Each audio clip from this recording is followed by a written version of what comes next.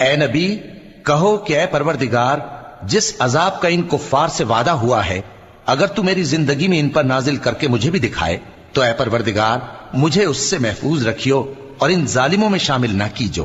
اور جو وعدہ ہم ان سے کر رہے ہیں ہم تم کو دکھا کر ان پر نازل کرنے پر قادر ہیں، اور بری بات کے جواب میں ایسی بات کہو جو نہایت اچھی ہو، اور یہ جو کچھ بیان کرتے ہیں ہمیں خوب معلوم ہے۔ اور کہو کہ اے پروردگار میں شیطانوں کے وسوسوں سے تیری پناہ مانگتا ہوں، اور اے پروردگار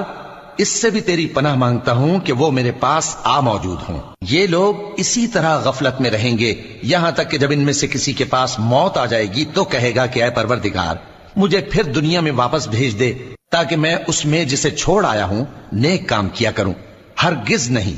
یہ ایک ایسی بات ہے کہ وہ اسے زبان سے کہہ رہا ہوگا اور اس کے ساتھ عمل نہیں ہوگا،